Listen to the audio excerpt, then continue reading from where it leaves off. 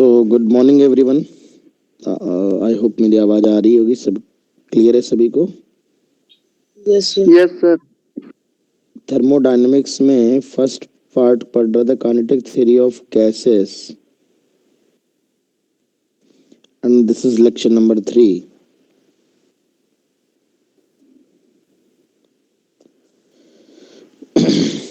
Kinetic theory of gases and lecture number 3 हम लोग इस पे डिस्कस कर रहे हैं। अभी तक हम लोगों ने ये समझ लिया है what is degree of freedom of ideal gas molecule. Monoatomic gases की डिग्री ऑफ फ्रीडम जो होती हैं वो 3 होती हैं, तीनों translational degree of freedom. Diatomic molecule की जो डिग्री ऑफ फ्रीडम होती हैं वो 5 होती हैं, इंक्लूडिंग ट्रांसलेशनल एंड रोटेशनल। और पॉलीएटॉमिक नॉन लीनियर मॉलिक्यूल की 6 होती हैं, 3 ट्रांसलेशनल 3 रोटेशनल। जो फॉर्मूले अभी तक हम लोग पढ़ चुके हैं, F/2 nRT, ये इंटरनल एनर्जी का फॉर्मूला है। F is equal to 3 for 3,5,6, ये mono dia poly non linear है ना, excluding vibrational.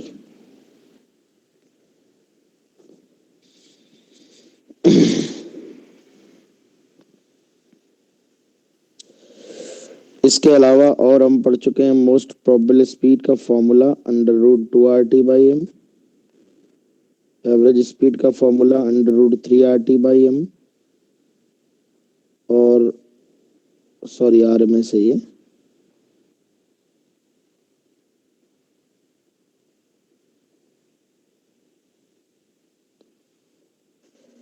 Energy associated 1 degree of freedom is kT/2।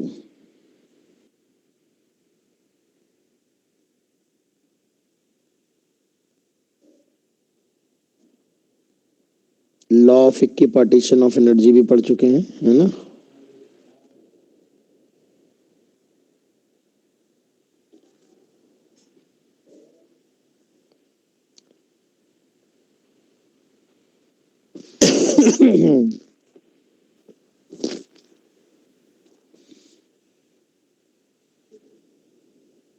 तो आज मैं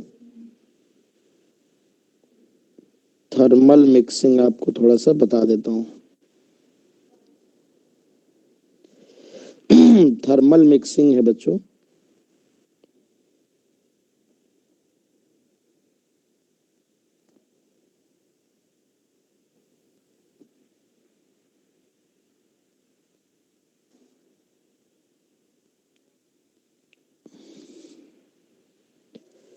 थर्मल मिक्सिंग में क्या होता है कि एक कंटेनर है, मान लेते हैं।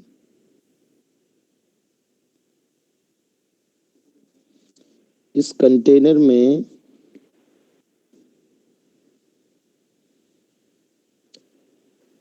एक कंडक्टिंग पार्टीशन है।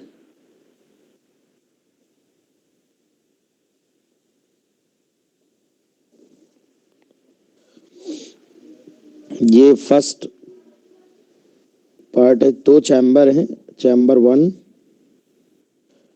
और चैम्बर 2। इसमें 1 मोल मोनो एटॉमिक गैस है, 2 मोल डाइएटॉमिक गैस है, और यहाँ का टेम्परेचर है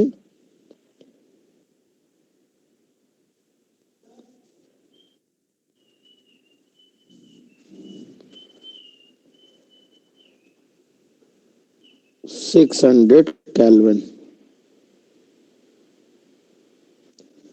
और यहाँ पर 4 मोल ट्राई एटॉमिक गैस है, और यहाँ का टेम्परेचर है 200 केल्विन। ये इनिशियल स्टेट आपको दी जाती है। इस तरह का क्वेश्चन बेटा आपको दिया जाता है। ये फिक्स्ड कंडक्टिंग पार्टीशन है। मतलब जब हमें सिस्टम को रिलीज करेंगे तो दो चीजें हैं, एक तो ये एडियाबैटिक कंटेनर है,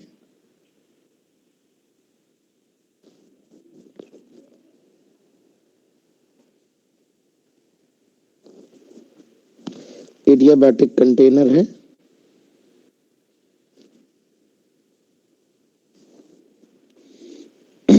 वन सेकेंड बच्चों।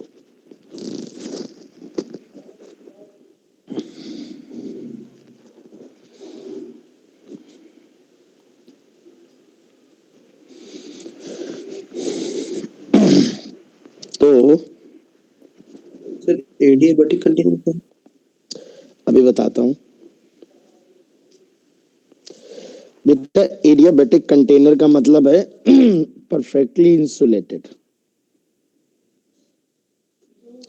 मतलब ये यहां से जो है वो हीट कंडक्ट होके बाहर नहीं जाएगी, केवल हीट एक जगह से दूसरी जगह जा सकती है, लेफ्ट चैम्बर से राइट चैम्बर में जाएगी, बिकॉज हीट हमारी हाई टेम्परेचर एंड से लो टेम्परेचर एंड की तरफ फ्लो होती है ना। तो आप कह सकते हो कि ये हाई टेम्परेचर एंड से लो टेम्परेचर एंड की तरफ फ्लो होती है। तो लेफ्ट एंड पे अगर आप देखोगे तो जो टेम्परेचर है वो 600 केल्विन है इस तरफ, और इस तरफ 200 केल्विन है।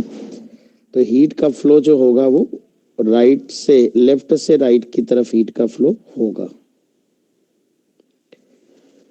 तो इसमें दो सवाल बनते हैं। एक मेन क्वेश्चन बनता है कि फाइंड आउट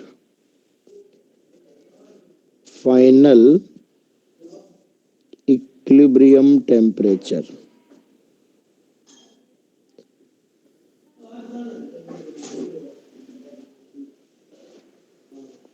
और दूसरा बनता है find out heat flown from left chamber to the right chamber.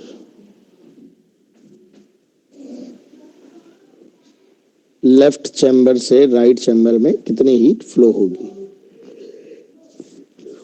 तो इसमें बच्चों थोड़ा बहुत थर्मोडायनेमिक्स का कॉन्सेप्ट भी यूज है। अगर हम पूरे को सिस्टम माने, पूरे को कंप्लीट सिस्टम माने, तो सिस्टम में एक इंसुलेटेड होने की वजह से ना तो अंदर से बाहर कोई हीट जाएगी और ना ही बाहर से अंदर जाएगी और ना ही अंदर से बाहर आएगी।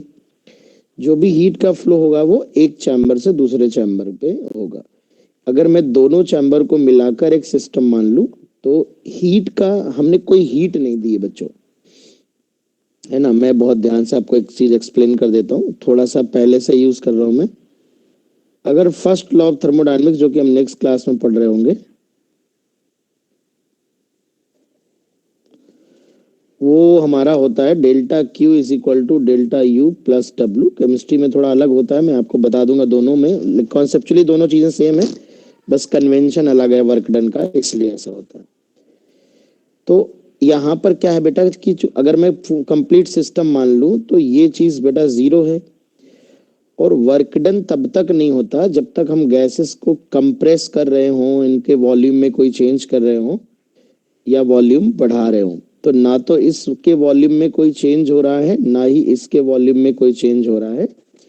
तो आप कह सकते हो बेटा यहाँ पर वर्क डन भी नहीं हो रहा है। वर्क डन तभी होता है जब हम गैसेस को फोर्स अप्लाई करके, प्रेशर अप्लाई करके या तो कंप्रेस कर दें या गैस एक्सपेंड हो रही हो।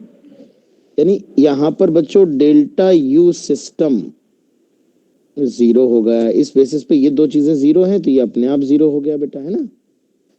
तो कहने का मतलब यही है कि you system total energy system की इनिशियल और यू सिस्टम फाइनल दोनों सेम होंगे बेटा।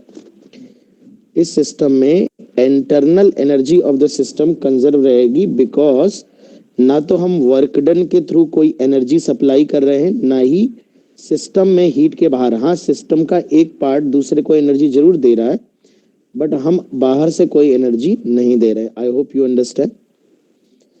चलिए, तो हम कंजर्वेशन ऑफ एनर्जी लगा रहे हैं, इंटरनल एनर्जी कंजर्व कर रहे हैं। तो सबसे पहले हमें F/2 nRT फॉर्मूला पता है, 1 मोल मोनो एटॉमिक, 2 मोल डाइटॉमिक, 600 केल्विन पे लेफ्ट साइड की एनर्जी। तो मैं कैसे लिखूंगा? 1 मोल मोनोएटॉमिक, तो 3/2 nRT होती है मोनोएटॉमिक की, तो 3/2 nRT है ना, तो 3/2 × 1 × R × T। Degree of freedom 3 होती है, मोनोएटॉमिक की हो गई 5/2 nRT। F/2 nRT है भाई, डाइटॉमिक में F हो जाएगा 5, नंबर ऑफ मोल्स 2 हैं, RT। ये लेफ्ट साइड, ये एनर्जी है लेफ्ट की, पर हमें सिस्टम की इनिशियल और फाइनल एनर्जी बराबर करनी है ना, सिस्टम के। तो अभी तो केवल लेफ्ट साइड की लिखी है ना, this is the left part ना, लेफ्ट चैम्बर। राइट चैम्बर की क्या है? 3 मोल्स ऑफ 4 मोल्स ट्राइटॉमिक, तो 4 मोल्स हैं तो 6/2, डिग्री ऑफ फ्रीडम 6 होती है ट्राइटॉमिक नॉन लीनियर की, मोल्स 4 है, R × 200। ये राइट साइड की एनर्जी है ना, लेफ्ट राइट दोनों जोड़ लेनी है, इक्वल टू, ये यू इनिशियल आ गए, यू फाइनल देखें, मोल्स उतने ही रहेंगे, हीट का फ्लो होगा केवल हाई टेम्परेचर एंड से लो टेम्परेचर एंड। तो 3/2 nRT, तो सॉरी 3/2 N1 है, R मान लेते हैं, फाइनल टेम्परेचर दोनों साइड का बच्चों सेम हो जाएगा, है ना। जीरोथ लॉ ऑफ थर्मोडायनेमिक्स के अकॉर्डिंग हाई टेम्परेचर से लो टेम्परेचर तक हीट तब तक फ्लो होगी जब तक कि दोनों साइड का टेम्परेचर सेम नहीं हो जाता। तो मान लेते हैं फाइनल टेम्परेचर T है, डायटॉमिक में 2 मोल है, मोल्स उतने ही रहेंगे, गैस नहीं जाने वाली, ये भी T है, और पॉलीटॉमिक में भी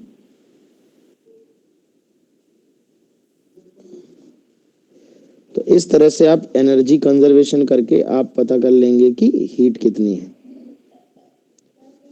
तो इसको हम 2 से कैंसिल आउट कर देते हैं, तो ये 300 आ जाएगा, ये 2 से 2 कैंसिल आउट हो गया, ये 2 2 4 हो गया, तो ये 12 और 2 24, 2400 R यहाँ से आएगा, 2400, और 3000 यहाँ से आएगा, तो 5400 R हो जाएगा, 5400 में 900 और जोड़ देंगे, हाँ, तो 6300 R, ये लेफ्ट साइड रहेगा। राइट साइड में 3/2 प्लस 10/2, 13/2, 13/2 में 24/2 और जोड़ देंगे, तो 13 + 24 37 RT/2।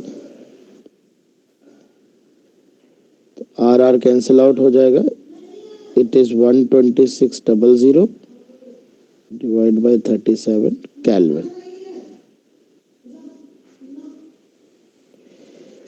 सिंप्लीफाई कर लोगे तो डेसिमल में आ जाएगा, हाँ, चलिए 340.5 केल्विन।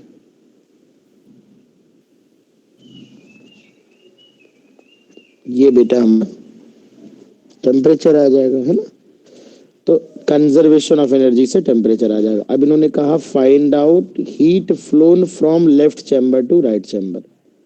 तो लेफ्ट चैम्बर से राइट चैम्बर में हीट अगर निकालनी है तो लेफ्ट साइड में इनिशियल एनर्जी कितनी थी और बाद में क्या है, तो अगर लेफ्ट से राइट गई तो इनिशियल और फाइनल का डिफरेंस ले लेना है, ऐसे भी कह सकते हो।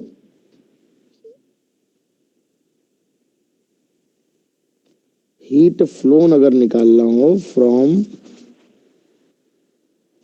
Left hand to right,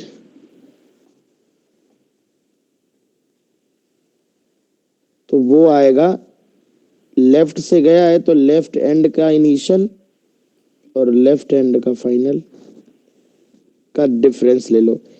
right में पहुंचा है तो यही राइट में फाइनल अधिक होगा,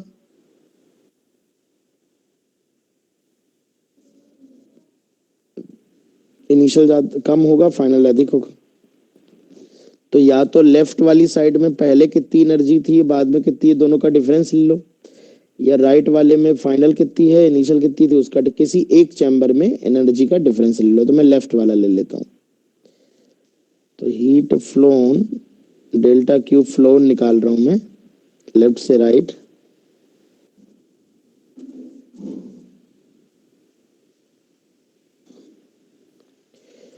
तो ये बेटा आ जाएगा, देखिए लेफ्ट में पहले 1 मोल मोनो 2 मोल डाया ही है, गैस तो वही रहेगी, पहले 600 पे थी बाद में 340.5 पे हो गई।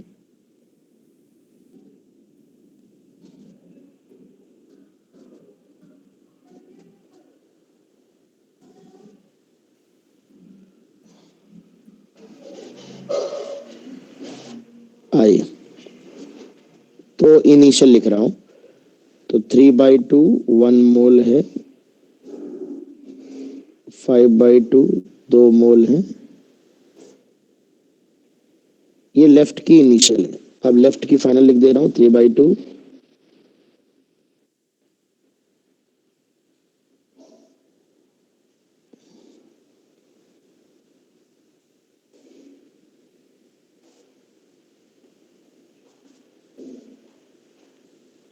प्लस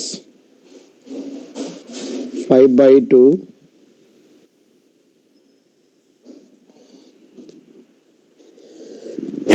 सॉरी अभी कौन आ रहा है, कमाल है, लोगों को लगता है कि लेट ही रहेंगे, जब कह दिया था शार्प। तो इसको बेटा सॉल्व कर लोगे ना तो ये हमारा आंसर आ जाएगा कि कितनी हीट फ्लो हुई है लेफ्ट एंड से राइट एंड में, कितनी हीट फ्लो हुई है ना। तो इस तरह से क्वेश्चन आपको आ सकते हैं। यहाँ पर मेन लॉजिक ये है कि चैम्बर चूंकि क्लोज्ड है और पार्टीशन फिक्स्ड है, तो गैसेस के वॉल्यूम में कोई चेंज नहीं हो रहा, दैट्स वाई गैसेस का कोई वर्क डन नहीं है, और पूरा सिस्टम एडियाबैटिक है, इंसुलेटेड चैम्बर है, तो कोई हीट भी नहीं जा रही। तो using first law of thermodynamics हम कह सकते हैं कि दोनों चीजें जीरो हैं, तो सिस्टम का डेल्टा यू जीरो होगा, यानी पूरे सिस्टम का लेफ्ट और राइट मिला के जितना इनिशियल होगा लेफ्ट और राइट मिला के उतना ही फाइनल होगा। हाँ, एक चैम्बर का you const delta U zero नहीं है, बट दोनों मिला करके सिस्टम, तो ये लेफ्ट साइड का है, ये राइट है, फिर ये लेफ्ट है यहाँ से यहाँ तक, और ये राइट है। तो इस तरह से बच्चों हम इस कैलकुलेशन को करेंगे। तो ये थर्मल मिक्सिंग, इस तरह की चीजें थर्मल मिक्सिंग कहलाती हैं। तो यहाँ हीट मिक्स हो रही है, गैसेस आपस में मिक्स नहीं हो रही हैं, ओनली हीट मिक्स हो रही, तो इसलिए इसे हम लोग थर्मल मिक्सिंग कहते हैं। ठीक है ना। एक और इम्पॉर्टेंट कॉन्सेप्ट है,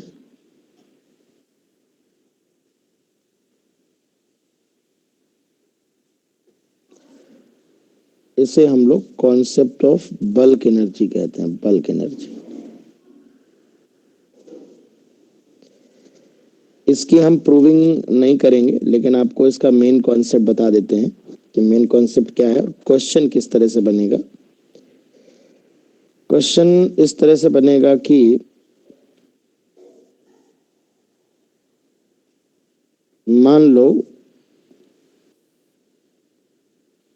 एक कंटेनर है हमारे पास, है ना, एक कंटेनर है, उसमें गैसेस हैं हमारी, ब्राउनियन मोशन कर रही हैं,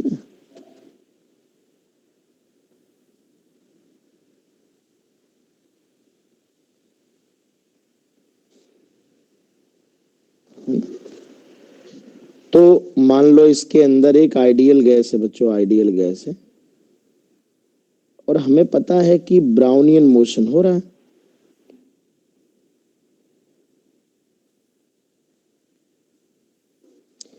तो ब्राउनियन मोशन में एवरेज वेलोसिटी का वेक्टर जो होता है वो जीरो होता है ना, ये हम जानते हैं। और ये जो कंटेनर है, कंटेनर या बॉक्स है, ये एट रेस्ट है, तो यहां पर एवरेज वेलोसिटी जो है वो जीरो है। सेंटर ऑफ मास की वेलोसिटी अगर हम देखें बेटा, तो सेंटर ऑफ मास की velocity m1 v1 plus m2 v2 है ना, MnVn divide by total mass हो जाएगा, है ना। टोटल मास हो जाएगा, n मॉलिक्यूल अगर हो, मान लो पूरे n मॉलिक्यूल हैं, सबका मास तो सेम ही होगा आइडियल गैस से बेटा, तो ये m से m कट जाएगा, v1 vector plus v2 vector plus v3 vector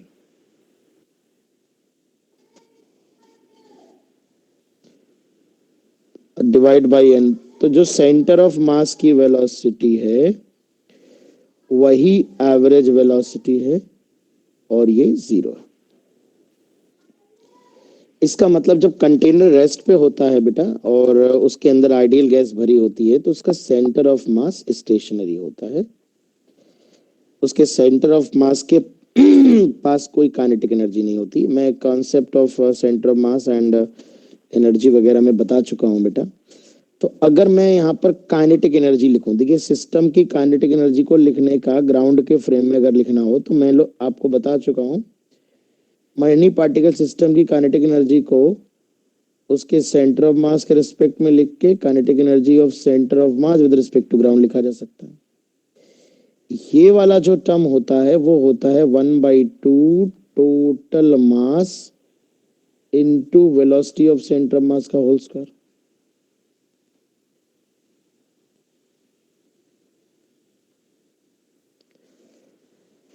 तो ये वाला टर्म जो बेटा होता है, this is the 1/2 total mass, 1/2 total mass into velocity of centre of mass का होल स्क्वायर। ये टर्म चेंज होता रहता है जो टू बॉडी सिस्टम के लिए जिसकी वैल्यू होती है 1/2 म्यू वी रिलेटिव स्क्वायर। तो यहां पर लेकिन अगर मैं देखूं इस पर्टिकुलर केस में ये वाली चीज जो है बेटा वो कितनी है, 0 है। यानी कि इस पर्टिकुलर केस में kinetic energy of gas with respect to ground वही है जो kinetic energy of gas with respect to centre of mass है। और चूंकि because centre of mass is at rest, centre of mass काय पे हो गया, ये रेस्ट पे है बेटा, है ना। ये वाला टर्म जो है वो 0 हो रहा है, आप देखो, है ना। और सेंटर ऑफ मास रेस्ट पे, कंटेनर भी रेस्ट पे है, तो kinetic energy of gas with respect to container भी कह सकते हो इस पर्टिकुलर केस में, इन एबव केस, है ना। बिकॉज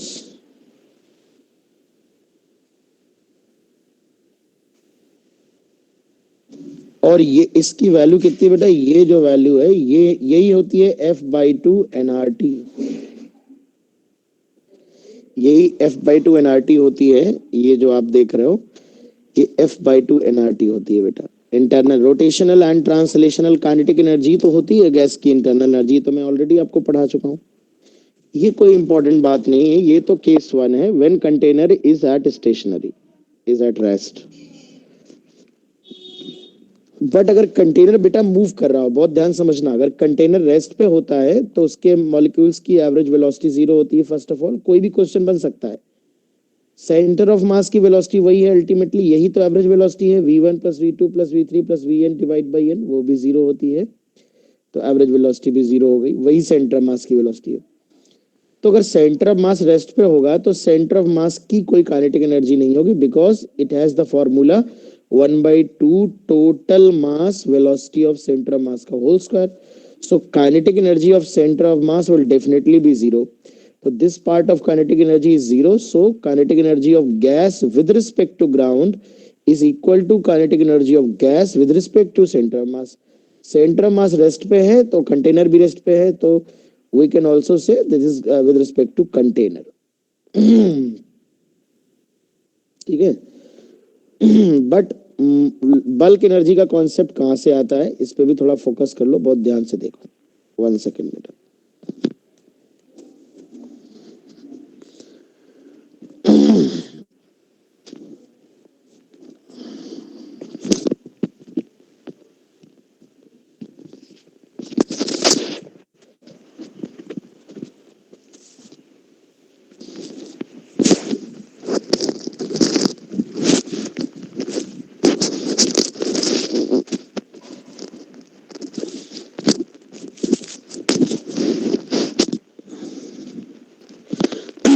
चलिए, तो बल्क एनर्जी का कॉन्सेप्ट अब हम लोग डिस्कस करते हैं। तो इसमें हमने कोई खास नई बात नहीं बताई आपको। अब आइए जरा काम की बात समझते हैं। केस 2,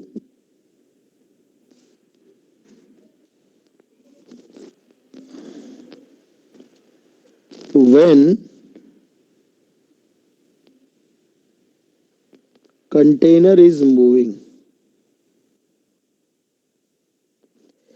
अगर कंटेनर मूव कर रहा है बच्चों, तब जो एनर्जी होती है वो क्या होती है, तब वो मैं आपको बता देता हूँ।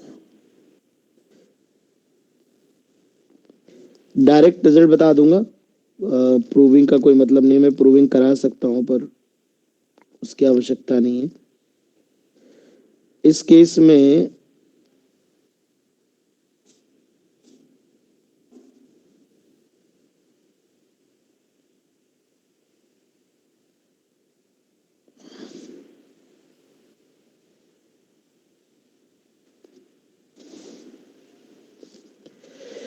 कंटेनर हमारा v नॉट स्पीड से जा रहा है, टोटल मास स्मॉल m है।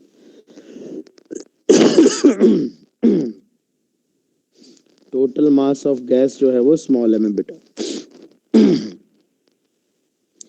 अब यहाँ पर दो सवाल बनते हैं। सबसे पहला सवाल, with respect to container motion is Brownian. With respect to container motion is Brownian, इसलिए average velocity of molecules with respect to container is 0। यहाँ पर average velocity of molecule with respect to container 0 है, but average velocity of molecules with respect to ground 0 नहीं होगा। Does not equal to 0 but it is equal to v naught. चूंकि मैं ऐसे कह दूं, रिलेटिव मोशन का फॉर्मूला चाहूं तो लगा सकता हूं। हर एक की वेलोसिटी में दो पार्ट होंगे, एक कंटेनर के रिस्पेक्ट में होगा, मॉलिक्यूल की वेलोसिटी कंटेनर के रिस्पेक्ट में, और एक कंटेनर की वेलोसिटी ऐड हो जाएगी तब ग्राउंड के रिस्पेक्ट में बनेगी। तो इसमें इनका जो एवरेज होगा वो 0 होगा, ये वाला वेक्टर सब में सेम होगा। तो इन दोनों, इसका रिजल्ट एवरेज तो 0 आ जाएगा, बट इसका कोई भी वेक्टर हो ऐसा होगा, ये होगा पार्टिकल की वेलोसिटी, कोई दूसरे पार्टिकल की velocity with respect to container, plus container v naught से जा रहा होगा ऐसे। तो बेटा ये जो वेक्टर्स होंगे ये सारे वेक्टर्स कैंसिल आउट हो जाएंगे, 0 हो जाएंगे, कंटेनर के फ्रेम ऑफ रेफरेंस में बन जाएंगे वो। बट ये जो v नॉट वाला वेक्टर होगा ये सभी में सेम आएगा, जुड़ेगा, और इनका एवरेज v नॉट ही रहेगा। यानी कि मैं आपको बता दूं कि हर पार्टिकल में दो मोशन, दो वेलोसिटी वेक्टर समझो। एक वेलोसिटी वेक्टर तो उसके ब्राउनियन मोशन जो हो रहा होगा कंटेनर के रिस्पेक्ट में, प्लस एक वेलोसिटी वेक्टर होगा v नॉट जो जुड़ रहा होगा। तो ऐसे कह सकते हो तुम कि velocity of any ith particle with respect to ground can be written as velocity of any ith particle with respect to container plus velocity of container with respect to ground। तो जब इसकी आप एवरेज वैल्यू लोगे, यहाँ पर जब आप average value लोगे तो इसकी जो एवरेज वैल्यू होगी वो 0 हो जाएगी, है ना। तो ये जो आई average velocity with respect to ground बनेगा ये बेटा इसी के बराबर आएगा, और ये v नॉट है, ये कांस्टेंट है, v नॉट है ना, तो ये v नॉट के बराबर आएगा। यानी कि जो average velocity with respect to ground है वही v नॉट के बराबर आएगा, और centre of mass is also moving with velocity v naught, जो एवरेज वेलोसिटी मॉलिक्यूल्स की आएगी ग्राउंड के फ्रेम में। तो अगर कंटेनर बच्चों मूविंग होता है तो उस केस में अगर कंटेनर v नॉट वेलोसिटी से मूव कर रहा है तो यहाँ पर आप समझ लो कि कंटेनर के रिस्पेक्ट में तो motion with respect to container motion is Brownian. तो ब्राउनियन मोशन में तो एवरेज वेलोसिटी डेफिनेटली 0 होगी बेटा, बट ग्राउंड के फ्रेम में 0 नहीं होती, ये v नॉट होती है। ये रिलेटिव मोशन से आप कह सकते हो कि आप बहुत सारे वेक्टर्स अगर जोड़ोगे फिर डिवाइड करोगे तो किसी भी ith पार्टिकल की वेलोसिटी ग्राउंड के फ्रेम में अगर लिखनी हो तो कंटेनर या सेंटर मास के फ्रेम में लिख सकते हो, प्लस कंटेनर की वेलोसिटी ग्राउंड के रिस्पेक्ट में जोड़ सकते हो। फिर जब एवरेज लोगे तो इसकी एवरेज वेलोसिटी हो गई ग्राउंड के फ्रेम में, और ये सारे पार्टिकल्स की एवरेज वेलोसिटी हो जाएगी कंटेनर के फ्रेम में, जो कि ब्राउनियन मोशन है, ऑलरेडी 0 है बेटा। ठीक है, और ये सभी बार v naught v naught v naught आएगा तो एवरेज इसका वी नॉट ही रहेगा। ये डायरेक्ट लिख दिया है मैंने, शॉर्ट फॉर्म में लिख दिया। अब मैं बात करना चाहूंगा कि centre of mass is not stationary. Centre of mass stationary नहीं होता, बहुत ध्यान समझना। तो अब यहाँ पर अगर काइनेटिक एनर्जी ऑफ गैस लिखनी हो, ग्राउंड के फ्रेम में लिखनी हो, तो यहाँ पर kinetic energy of gas with respect to center of mass frame plus kinetic energy of center of mass with respect to ground। तो ये जो सेंटर ऑफ मास के फ्रेम में है यही कंटेनर के रिस्पेक्ट में है, और ये है हमारी वही ब्राउनियन मोशन के कारण thermal energy. This is called thermal energy,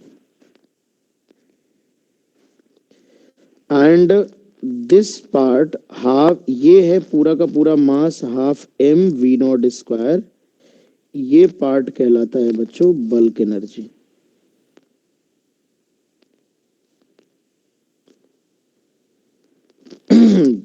मतलब ये तो टेम्परेचर के कारण है बेटा, ये तो होता ही होता है, इसके अलावा इतनी एक्स्ट्रा एनर्जी होती है। बहुत ध्यान सुनना, बहुत ध्यान सुनना। ये इतनी एक्स्ट्रा एनर्जी होती है, बल्क एनर्जी कहते हैं कि ये, चूंकि ठीक है, ये तो ब्राउनियन मोशन के कारण एनर्जी है, जो मॉलिक्यूल ब्राउनियन मोशन कर रहे हैं इसके अंदर, लेकिन ये पूरा का पूरा m kg मास जो v नॉट वेलोसिटी से जा रहा है due to the motion of bulk, bulk के मोशन के कारण ये जो एनर्जी डेवलप हुई है इसे हम लोग बल्क एनर्जी कहते हैं। ऐसे समझो बेटा ऐसे समझो कि अगर मान लो हमारे पास कंटेनर हो और 0 केल्विन टेम्परेचर हो, तो सारे मॉलिक्यूल गैस के यहाँ गिर पड़ेंगे, सारे एनर्जी लेस हो जाएंगी। और फिर भी अगर मैं इस कंटेनर को वी नॉट एनर्जी से मूव करा रहा हूं तो इसके अंदर जो इसका थर्मल मोशन है, मॉलिक्यूल ब्राउनियन मोशन तो कर ही नहीं रहे होंगे अंदर। तो जब ये ब्राउनियन मोशन अंदर कर ही नहीं रहे होंगे तो कोई थर्मल एनर्जी नहीं होगी, लेकिन चूंकि ये मास तो होगा गैस का, मान लो 14 किलोग्राम नाइट्रोजन है, तो ये नाइट्रोजन के 14 किलोग्राम वी नॉट वेलोसिटी से चल तब भी रहे होंगे। इस केस में जो एनर्जी होगी, काइनेटिक एनर्जी ऑफ गैस होगी, वो half m v naught square के बराबर होगी। इसका मतलब ये है कि इस थर्मल एनर्जी ही केवल नहीं आएगी, अगर कंटेनर मूव कर रहा है तो मास के मोशन के कारण जो एनर्जी आती है एक्स्ट्रा एनर्जी आती है बेटा, ध्यान रखिएगा। तो जो total kinetic energy of the gas होती है, it is not only f/2 nRT, it is f/2 nRT plus 1/2 m v naught square. ये ध्यान रखिएगा बेटा, है ना। तो यहाँ पर मैं बस ये भी और बताना चाहूंगा, अब बहुत ही सिंपल सा क्वेश्चन है। एक सवाल ये दिया जाता है, कई बार ये एरोडोम में क्वेश्चन है बेटा, इफ कंटेनर इज, और IIT एडवांस में भी आया है, सडनली स्टॉप्ड। अगर कंटेनर को, चलते हुए कंटेनर को अचानक से रोक दिया जाए तो फिर ये जब रुक जाएगा तो ये बल्क एनर्जी 0 हो जाएगी बेटा, है ना। ये वाले पार्ट खत्म हो जाएगा। तो ये पार्ट, लेकिन एनर्जी तो कंजर्व होती है, तो ये जब अचानक से खत्म होगा तो ये इंटरनल एनर्जी में कन्वर्ट हो जाएगा। कैसे? ऐसे समझो कि एक ट्रेन है बेटा, ट्रेन में, मेरी आवाज आ रही सभी को? हाँ, तो सुनो, जैसे ट्रेन में बहुत सारे लोग बैठे हैं एक ट्रेन में बहुत सारे लोग बैठे हैं और ट्रेन अचानक से ब्रेक लगा दिए जाए, 100 की स्पीड से 0 कर दी जाए, टकरा जाए ट्रेन कहीं से, तो अंदर जो यात्री बैठे हुए हैं सब आपस में टकराएंगे, सबके सर फट जाएंगे, हाथ पैर टूट जाएंगे। कहने का मतलब है बहुत ही ज्यादा कोलिजन होगा उनके बीच में। तो वो जो एनर्जी थी, वो एनर्जी जब ट्रेन अचानक से रुकेगी तो वो एनर्जी किसको मिल जाएगी? अंदर बैठे हुए आदमियों को मिल जाएगी, उनकी काइनेटिक एनर्जी बढ़ जाएगी बेटा, बात को समझो। तो इसी तरह से जब किसी चलते हुए कंटेनर को रोक दोगे तुम, तो रोकने से जो अंदर रेट ऑफ कोलिजन होगा वो इंक्रीज कर जाएगा, मॉलिक्यूल्स की काइनेटिक एनर्जी बढ़ जाएगी, यानी अल्टीमेटली मॉलिक्यूल की इंटरनल एनर्जी जो थर्मल एनर्जी होगी वो बढ़ जाएगी बेटा। तो हमेशा याद रखना, ये यहाँ से जो ये बल्क एनर्जी होती है वो हमारी थर्मल एनर्जी बढ़ा देती है, वो डेल्टा यू थर्मल के बराबर होती है। यानी कि यहाँ पर जो बल्क एनर्जी होगी, एम मास है, ध्यान रखिएगा, ये F/2 NR डेल्टा टी के बराबर होगी। यहाँ पे पूछा जाता है we have to find change in temperature. Change in temperature पूछा जाता है बच्चों, ये जेई का बहुत ही इंपॉर्टेंट क्वेश्चन है। तो फर्स्ट पार्ट तो दुनिया को पता रहता है, बट सेकेंड पार्ट जो था वो इंटरेस्टिंग है और इस पे क्वेश्चन काफी अच्छा बनता है बच्चों, ठीक है ना। तो इसमें कोई डाउट हो किसी को तो मुझसे पूछ सकते हो आप डाउट, इस पे क्वेश्चन कोई डाउट रह गया हो। इस पे मैं एक न्यूमेरिकल करा देता हूँ।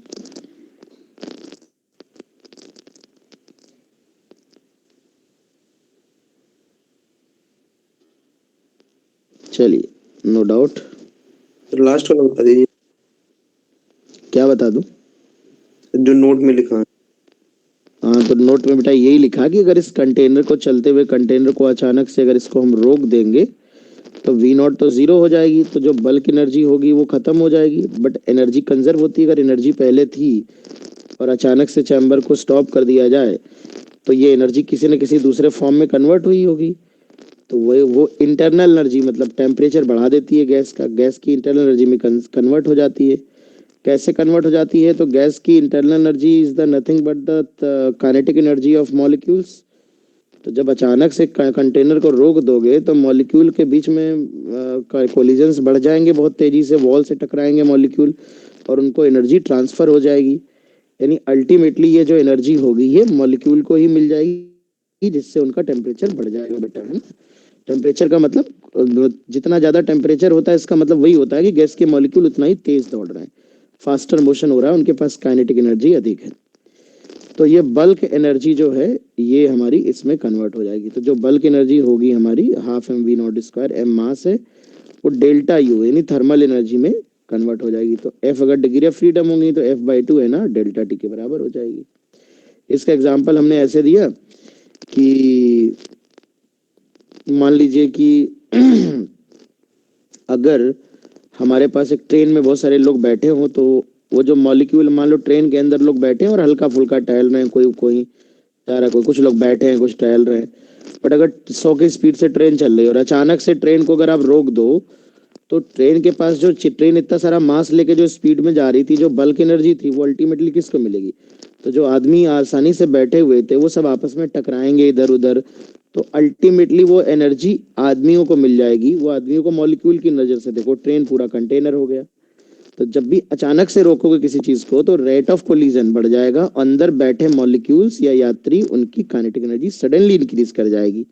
और जब गैस के मॉलिक्यूल की काइनेटिक एनर्जी इंक्रीज करती है तो वहां पर टेम्परेचर डेफिनेटली बढ़ जाता है। वही तो थर्मल एनर्जी होती है ना। चलिए, तो एक मैं क्वेश्चन आपसे कराना चाहूंगा कि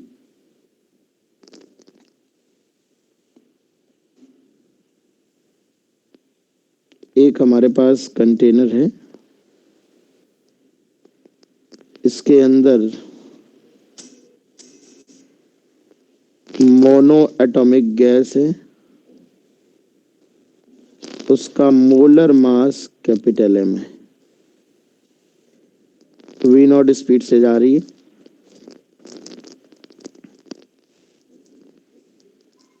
if container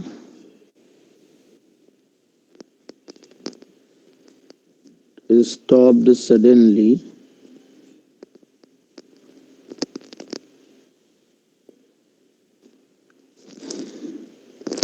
find out change in temperature.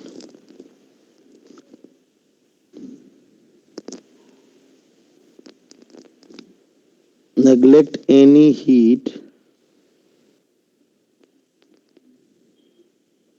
absorbed by container.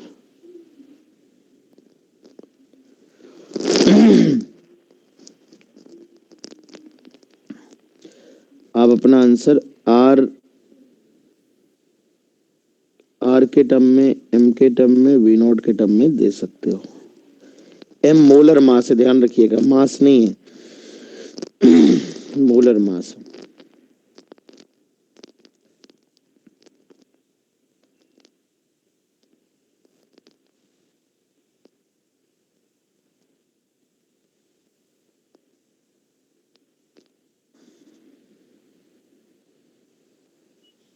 Sir ये पूरा कॉन्सेप्ट टोटली एडवांस बेस्ड है। नहीं बेटा, ये तो बेसिक कॉन्सेप्ट है, कहीं भी आ सकता है। फॉर्मूला ही तो याद रखना है बस। एक बेसिक ये निचोड़ है, ये जो नोट में दिख रहा है इसी पे सवाल आएगा, इसका निचोड़ यही है। बस इतना ही याद रखना है आपको कि जब रोक दिया जाए तो हाफ में। Okay sir.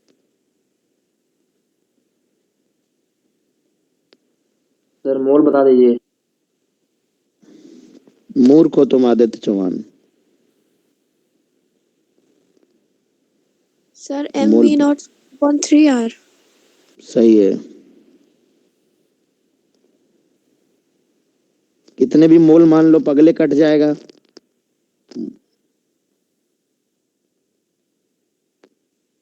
M we naught upon 3R।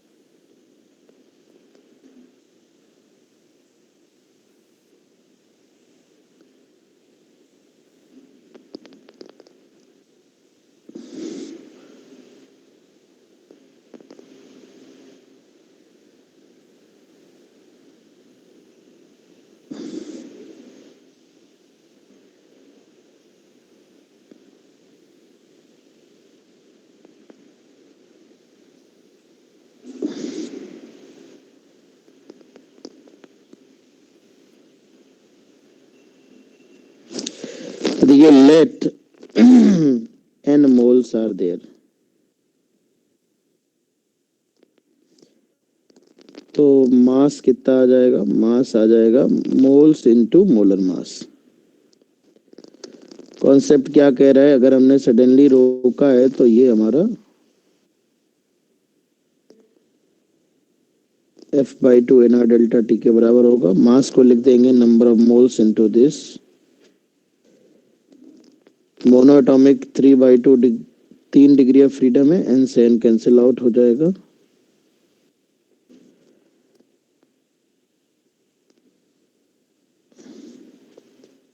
देखिए ये आ रहा होगा,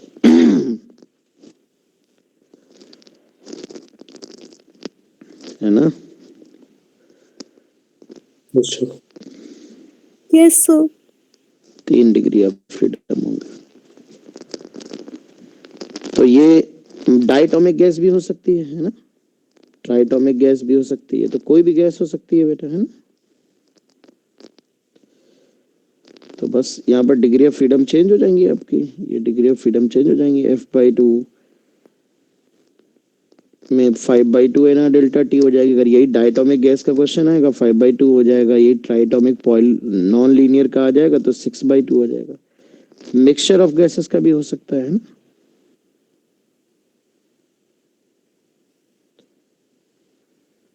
जैसे कि अगर मैं यहाँ पे कह दूं, मान लो ये कंटेनर जा रहा है और N1 मोल्स गैस ए के हैं, ये मोनो एटॉमिक है। N2 मोल्स बी है, ये डायटोमिक है। इसका मोलर मास M1, इसका M2 है। If container is suddenly stopped. Find out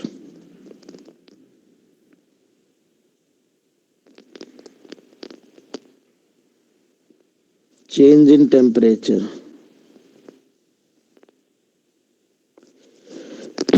चलो इक्वेशन बना लो. एज्यूम करना है कि कंटेनर ने कोई हीट नहीं एब्जॉर्ब करी है. जो भी हीट है वो मॉलिक्यूल्स को मिली है.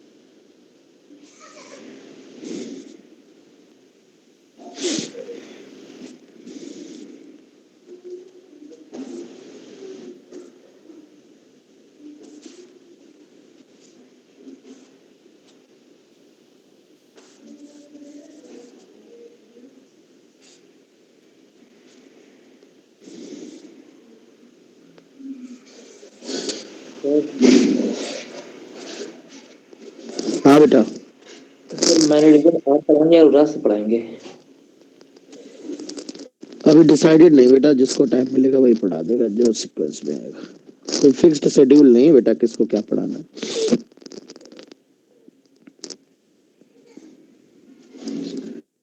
शायद नहीं पढ़ा दूंगा.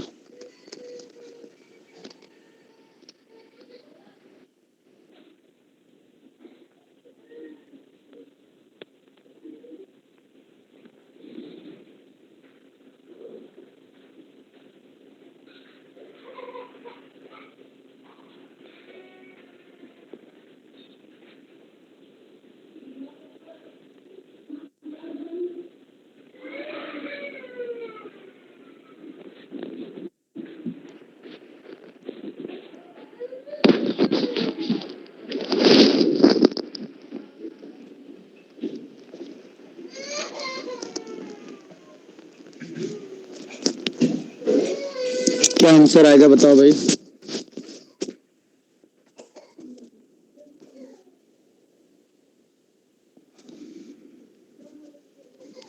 M1 plus M2 V naught square by 3 N1 plus 5 N2 by into R. मास अगर देखोगे तो N1 M1 plus N2 M2 आएगा.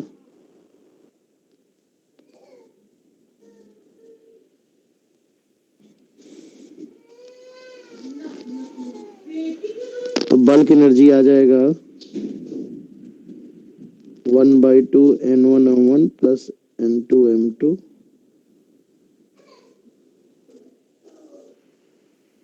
और 3/2 N1R delta T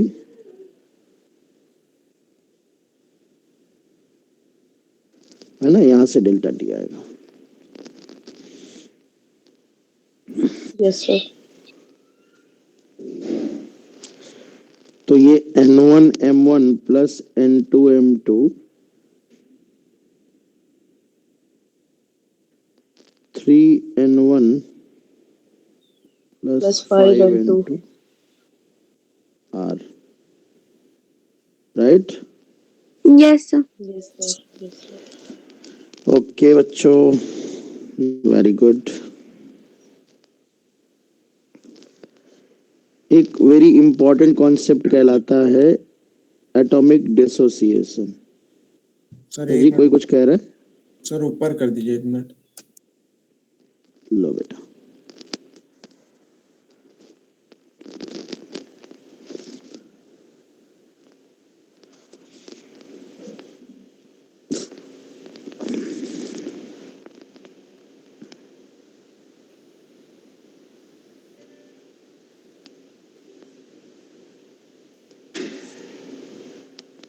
yes sir. Okay. एक बड़ा इंपॉर्टेंट कॉन्सेप्ट होता है बेटा, ऐसे एटॉमिक डिसोसिएशन कहते हैं, किसी भी गैस का एटम्स में टूट जाना। तो पहले एक बेसिक कॉन्सेप्ट थोड़ा सा देख लो।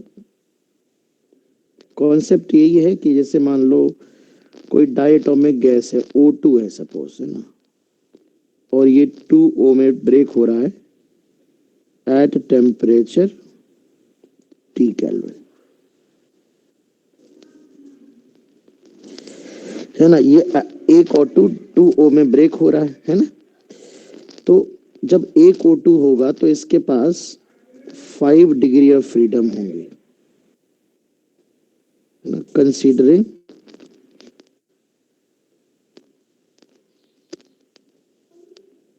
Only translational plus rotational degree of freedom.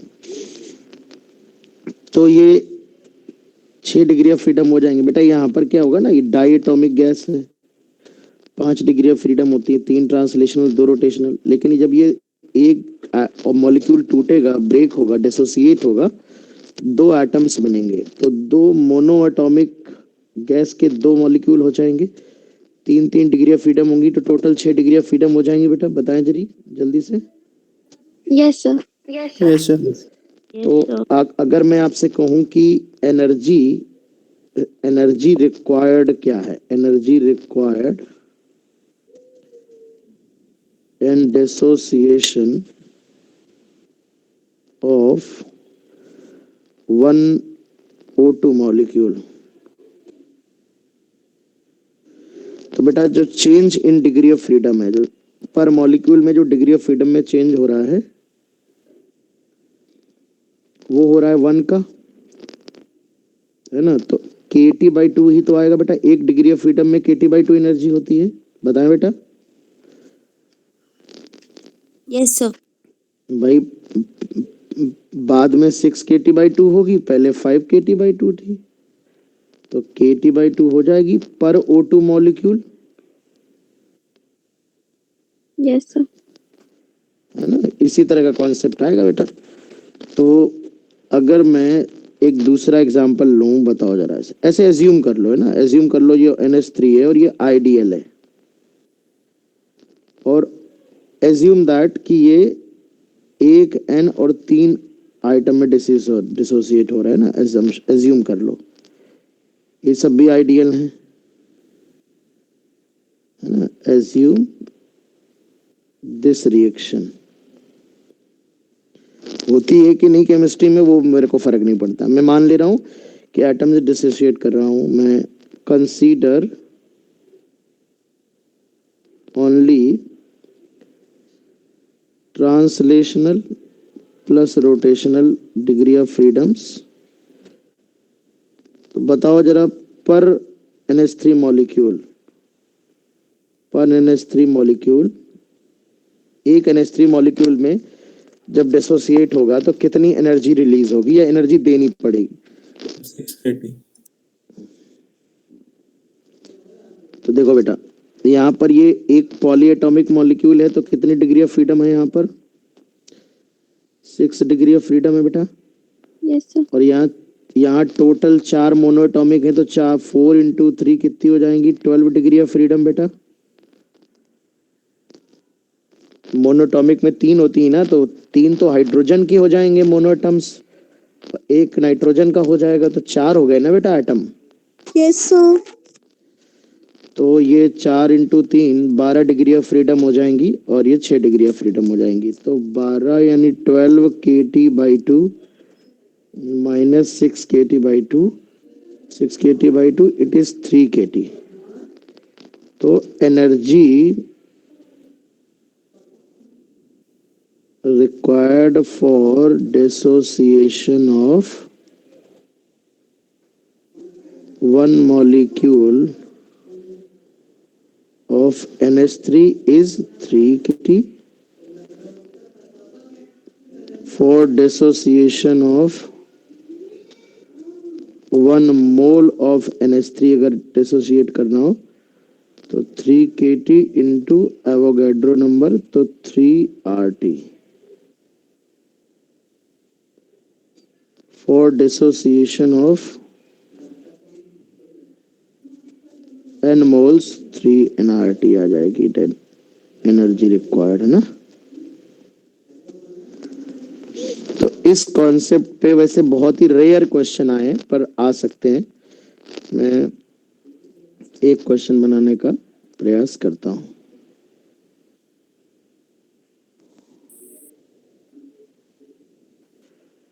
Suppose हमारे पास we have total n mole of diatomic ideal gas. We are increasing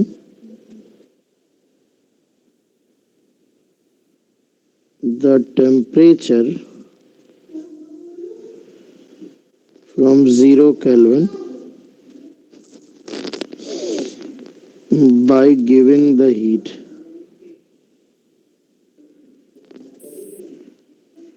At temperature T naught, kth fraction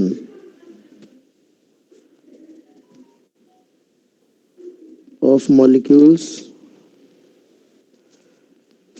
are dissociated into atoms. kth fraction atom में dissociate हो गए।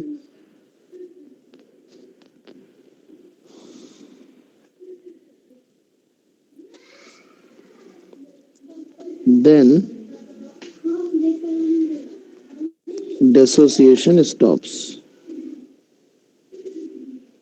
Draw a plot of U means internal energy versus temperature,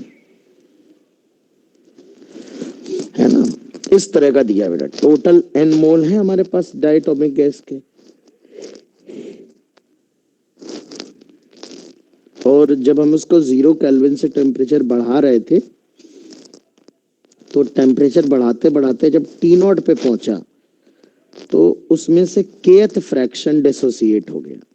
kth fraction मतलब जैसे k कुछ भी हो सकता है, फ्रैक्शन का मतलब जैसे आधा, चौथाई, 1/10 हिस्सा, 1/5 हिस्सा, है ना। तो k की वैल्यू कुछ भी हो सकती है, 1/4, 1/2, 1/3, 3/4, 2/3, है ना। तो kth फ्रैक्शन डिसोसिएट हो गया। तो कह रहे हैं बताओ इंटरनल एनर्जी का ग्राफ कैसा बनेगा। तो जब तक डिसोसिएशन नहीं हुआ है ना, आप समझो, मान लो कोई भी डायटोमिक मॉलिक्यूल है और वो 2A में कन्वर्ट हो रहा है, तो जब टेम्परेचर T नॉट है तब तक डिसोसिएशन नहीं है। यहाँ पर 5 डिग्री ऑफ फ्रीडम है, यहाँ पर 6 डिग्री ऑफ फ्रीडम हो जाएंगी। तो बिफोर डिसोसिएशन अगर आप देखोगे तो इनिशियल एनर्जी होगी जस्ट बिफोर डिसोसिएशन या before dissociation at T not पे ही डिसोसिएशन स्टार्ट होगा। तो हम ये मान के चलेंगे जब तक डिसोसिएशन हो रहा है तब तक टेम्परेचर कांस्टेंट है, क्योंकि एनर्जी जो है वो बॉन्ड्स तोड़ने में खर्च हो रही होगी, और जब भी बॉन्ड्स ब्रेक होते हैं टेम्परेचर फिक्स हो जाता है बेटा। तो 5/2 nRT नॉट बस इतना होगा। आफ्टर डिसोसिएशन अगर आप देखोगे तो U फाइनल जो आएगी, अब आप देखिए kth फ्रैक्शन डिसोसिएट हुआ है, तो अगर A2 से 2A में गया है और इसके n मोल्स थे और degree of dissociation, kth fraction का मतलब हुआ डिग्री ऑफ डिसोसिएशन है, तो 1 में से k है तो n में से n के डिसोसिएट हो जाएगा। अभी ये 0 है एन के डिसोसिएट हो जाएगा तो 2n के मोल्स ये बन जाएंगे, या n1 माइनस के हो जाएगा, ये 2n के हो जाएगा। आई थिंक आपको थोड़ा बहुत डिग्री ऑफ डिसोसिएशन का अंदाजा होगा कि अगर एक में से केथ फ्रैक्शन है तो n मोल का केथ फ्रैक्शन होगा n इंटू के, इतने मोल कम हो जाएंगे तो बनेंगे उसके डबल, तो बचेंगे कितने, पूरा डिसोसिएट नहीं हुआ, इतने अभी भी बचे हुए हैं, है ना। तो n के मोल्स आर डिसोसिएटेड, है ना। तो ये n माइनस n के, ये 5/2, ये डायटोमिक ही रहेगा, और जो बन गए हैं वो मोनोएटॉमिक है। 3/2 बने हैं 2n के मोल्स, तो इतने मोनोएटॉमिक बचे हुए हैं, इतने डायटोमिक बन गए हैं। तो अगर आप देखोगे तो यू फाइनल आ जाएगा 5/2 nRT से 5/2 nRT नॉट प्लस n के RT नॉट बाई 2, यानी इतनी एनर्जी का चेंज होगा। और ये चेंज आप डेल्टा यू अगर आप देखो, डिसोसिएशन में जो डेल्टा यू है वो n के RT नॉट बाई 2। इसे डायरेक्ट भी कर सकते थे, कैसे, देखिए एक मॉलिक्यूल के डिसोसिएशन होने से एक डिग्री ऑफ फ्रीडम बढ़ रही है, 5 से 6 हो रही है, तो एक मॉलिक्यूल के डिसोसिएशन से kT/2 का चेंज है, तो एक मोल में RT/2 हो जाएगा, एवोगाड्रो नंबर से मल्टीप्लाई हो जाएगा, और कितने मोल, केथ फ्रैक्शन का मतलब n के मोल डिसोसिएट हो रहे हैं, तो n के इंटू RT/2, तो n के इंटू RT/2 आ रहा है, T नॉट टेम्परेचर पे हो रहा है। तो हमें पता है कि जब तक डिसोसिएशन नहीं है तो U बराबर 5/2 nRT होगा। तो ग्राफ कैसा बनेगा देख लो,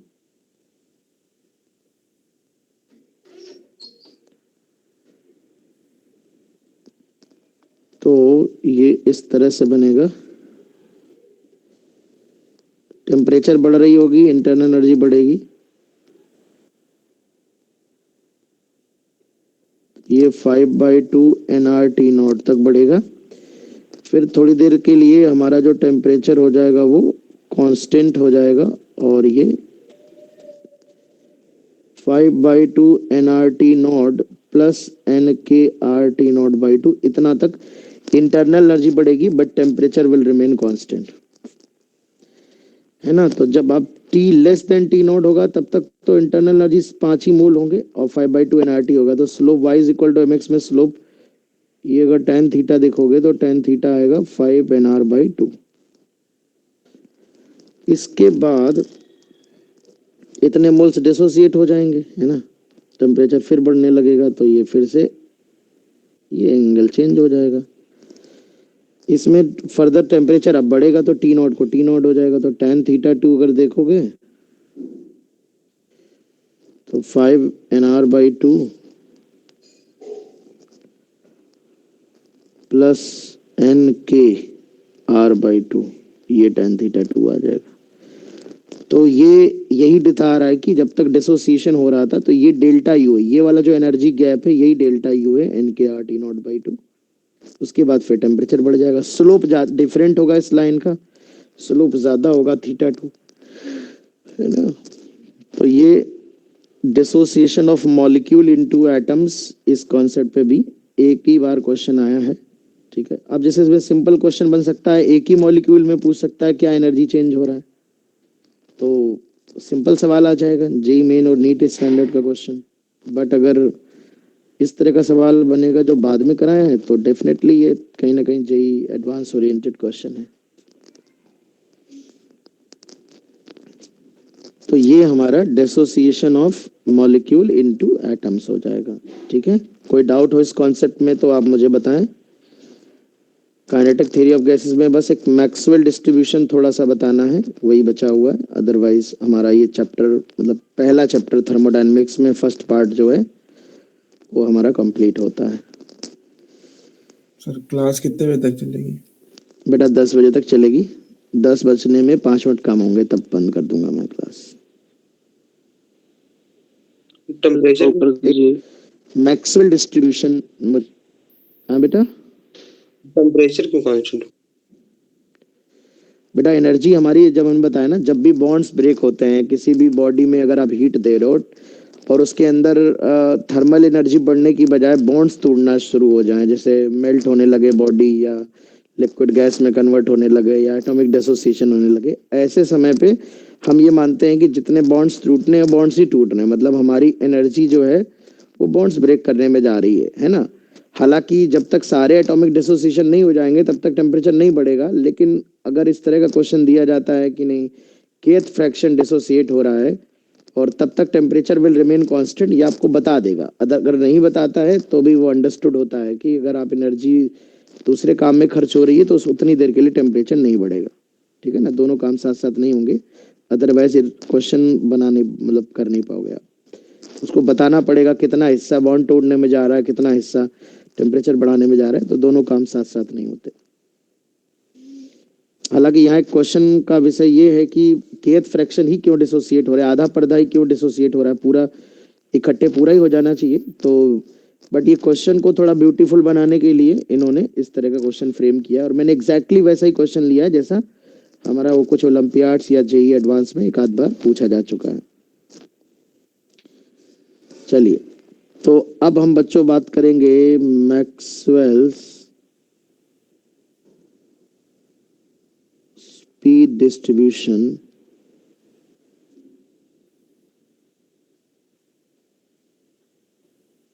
फॉर आइडियल गैस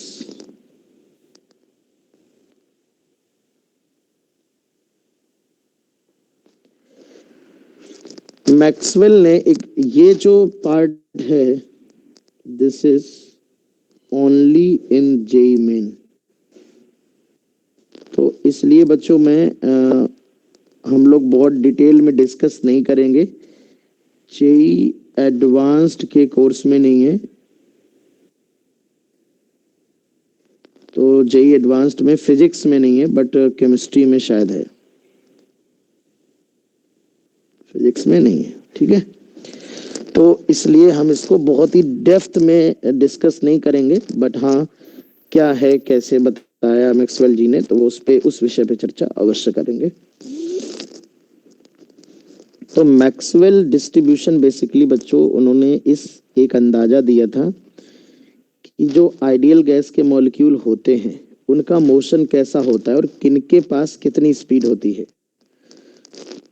कितने मॉलिक्यूल लो स्पीड पे मूव करते हैं, कितने हाई पे मूव करते हैं, इस बारे में उन्होंने कॉन्सेप्ट दिया था। तो उन्होंने क्या बताया मैं आपको बताता हूँ, ठीक है। उन्होंने कहा, बहुत ध्यान से समझना, जैसे कोई भी कंटेनर है बेटा,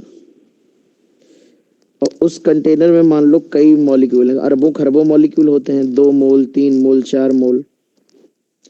तो उन्होंने कहा कि ये तो हम नहीं बता सकते किसी भी सिस्टम में कि किसी पर्टिकुलर स्पीड पे कितने मॉलिक्यूल हैं या किसी पर्टिकुलर मॉलिक्यूल की स्पीड कितनी है ना। पहले तो मैं 2-3 बातें लिख देता हूं कि मोशन कैसा होता है। Speed of A molecule changes with time, ये भी हम जानते हैं ना, वी नो। क्या जानते हैं?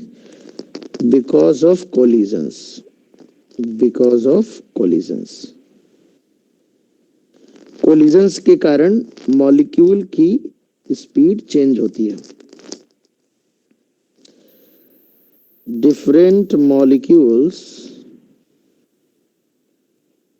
may have different speed at same time।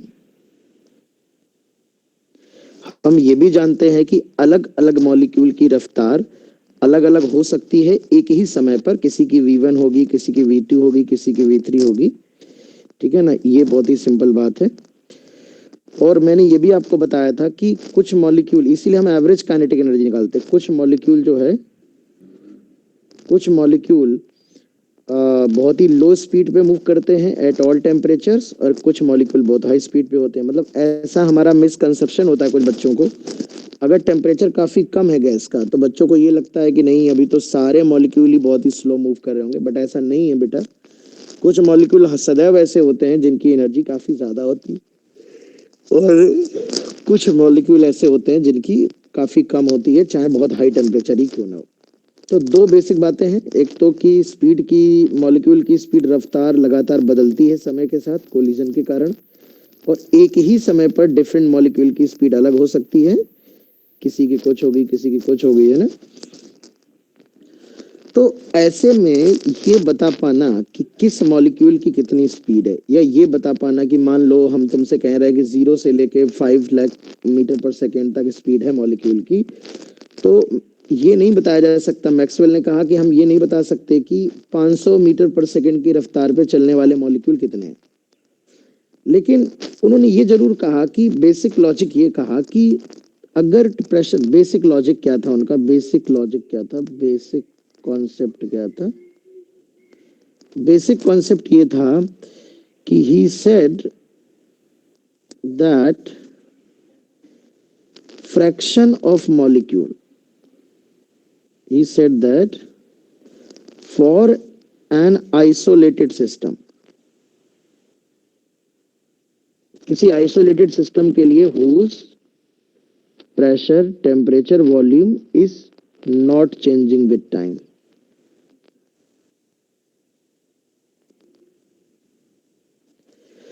उन्होंने कहा कि किसी आइसोलेटेड सिस्टम के लिए जिसका प्रेशर, टेम्परेचर, वॉल्यूम समय के साथ बदल ना रहा हो, number of molecules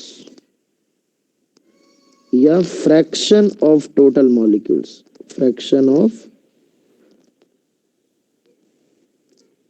total molecules having speed in a given range does not change with time. Time के साथ चेंज नहीं होती, है ना, टाइम के साथ चेंज नहीं होती। मतलब उन्होंने ये कहा, बहुत ध्यान सुनना, कि अगर उन्होंने कहा कि for example if 5% molecules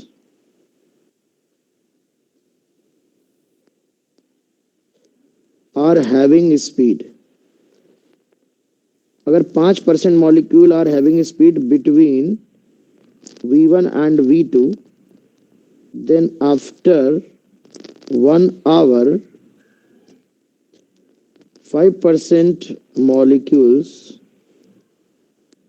will have speed between V1 and V2। अगर 5% मॉलिक्यूल की रफ्तार V1 V2 के बीच में है, तो 1 घंटे बाद भी 5% मॉलिक्यूल की ही रफ्तार V1 V2 के बीच में होगी। ये बेसिक लॉजिक जो है मैक्सवेल ने दिया कि भले मान लो रामू के पास V1 थी, श्यामू के पास V2 थी। अब आप कहोगे सर मॉलिक्यूल की रफ्तार तो समय के साथ चेंज हो रही है, ये कैसे हो सकता है? लेकिन यार सोचो, रामू श्यामू इलास्टिक कोलिजन कर जाएंगे तो रामू वाली श्यामू को मिल जाएगी, श्यामू वाली रामू को मिल जाएगी। तो उस 5% में पहले अगर रामू शामिल होगा तब श्यामू शामिल हो जाएगा।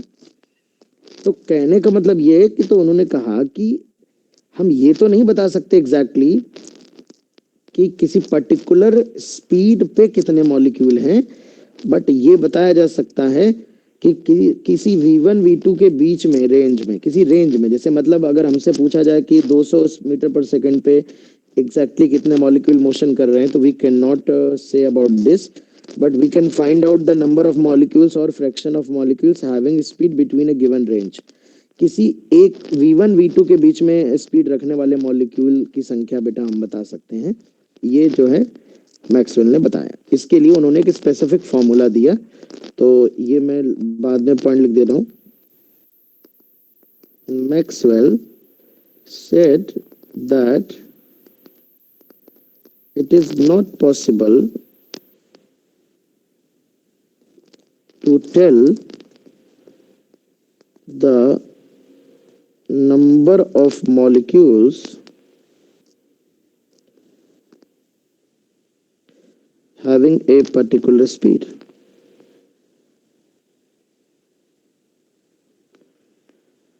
but we can find the number of molecules having speed in a given range। ठीक है बेटा, ये मेन बेसिक लॉजिक था, इसी के लिए उन्होंने फॉर्मूला दिया। ठीक है, he gave a formula। ये फॉर्मूला इंपॉर्टेंट नहीं है एग्जाम के लिए, ग्राफ इंपॉर्टेंट है। मैं लिख देता हूं, मेरे को धुंधला धुंधला याद है। dn is equal to 4 pi n naught और m upon 2 pi R T की पावर 3/2 e की power m v square two R T v square d. ये फॉर्मूला मैक्सवेल ने दिया, और ये फॉर्मूला कतई आपको याद करने की जरूरत नहीं है बच्चों। यहाँ पर मैं बता देता हूँ क्या क्या रिप्रेजेंट कर रहा है। एन नॉट रिप्रेजेंट कर रहा है सबसे पहले डीएन। डीएन रिप्रेजेंट कर रहा है नंबर ऑफ मॉलिक्यूल्स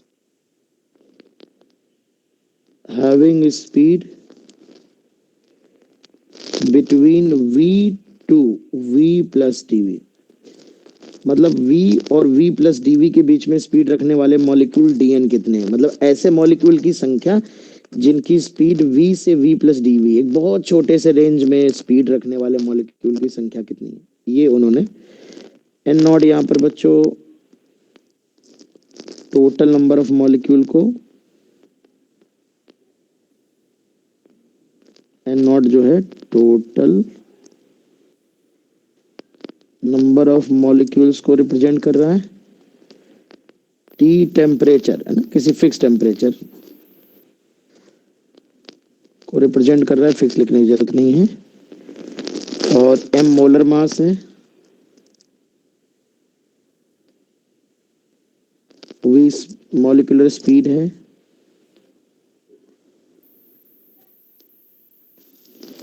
पाई पहचानते हो, बाकी कोई नई चीज है नहीं, है ना। टी टेम्परेचर है। तो किसी दिए गए टेम्परेचर पर ये जो टर्म उन्होंने लिखा है ना, ये जो उन्होंने फॉर्मूला दिया था, ये इस फॉर्मूले के बेसिस पे उन्होंने कहा कि अगर मान लो जैसे हमने कहा कि हमको 300 से 3.00001 के बीच में स्पीड मॉलिक्यूल निकालनी संख्या, तो v की वैल्यू 300 होगी, dv की वैल्यू डिफरेंस हो जाएगी 0.00001, है ना। मोलर मास रख देंगे, सारा कुछ रख देंगे। तो इसके लिए उन्होंने ग्राफ बनाया एक। अगर मैं dn बाई dv लिख लूंगा तो dv बाकी सब रह जाएगा, dv इधर आ जाएगा, ये 4 पाई एन नॉट होगा, m upon 2 pi R T की पावर 3/2 होगा। ये याद करना कतई जरूरी नहीं है, कहीं नहीं पूछा जाने वाला है फिजिक्स में। तो इसका बच्चों ग्राफ उन्होंने बनाया। तो इसका जो ग्राफ बना, ध्यान रखना y के स्थान पर उन्होंने लिखा dn बाई dv, है ना। और ये मॉलिक्यूलर स्पीड, तो v बराबर 0 पे तो 0 होगा। ये ग्राफ कुछ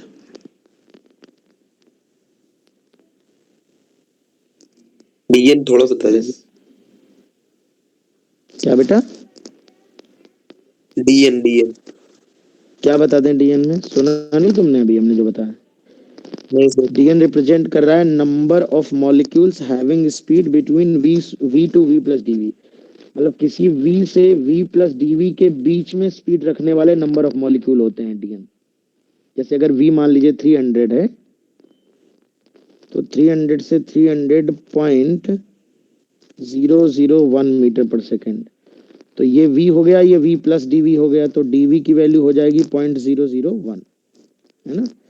तो इस छोटी सी रेंज में जो स्पीड होंगे वो डीएन मॉलिक्यूल होंगे। इतने टोटल मॉलिक्यूल एन है, उनमें से ऐसे कितने मॉलिक्यूल हैं जिनकी रफ्तार v से लेकर v प्लस dv के बीच में है। बेटा समझ आया। ऐसे हम किसी भी v के लिए निकाल सकते हैं, है ना। तो उन्होंने इसका जो ग्राफ बनाया वो ये बनाया। अरे बुद्धि खुली कि नहीं भैया।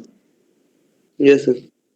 हाँ, तो यहाँ पर ये हमारा ग्राफ जो बनता है वो कुछ इस तरह का ग्राफ बनता है। पहले ये ऊपर जाता है, फिर नीचे आता है। ये इस फंक्शन का ही ग्राफ है, ई की power minus this into v square का ही ग्राफ है। वी इक्वल टू 0 पे 0 है और ये इस तरह से ये बहुत दूर तक ग्राफ जाएगा। अब इस ग्राफ में क्या क्या इंपॉर्टेंट ऑब्जर्वेशन है वो समझने जरूरी है कि क्या क्या इंपॉर्टेंट ऑब्जर्वेशन है। सबसे पहले तो ये ग्राफ रिप्रेजेंट क्या कर रहा है, तो इसका जो y कोऑर्डिनेट है आप समझ ही रहे हो और ये x कोऑर्डिनेट है। x पे मॉलिक्यूलर स्पीड है और y पे dn/dv है। तो सबसे पहले तो अगर मैं इस ग्राफ का एरिया समझाऊं कि कोई भी दो स्पीड v1 v2 है, मैक्सवेल ग्राफ जो होता है उसका एरिया क्या रिप्रेजेंट करता है, area under this graph between v1 and v2 क्या रिप्रेजेंट करेगा, तो एरिया होता है इंटीग्रेशन y dx। एरिया होता है इंटीग्रेशन y dx।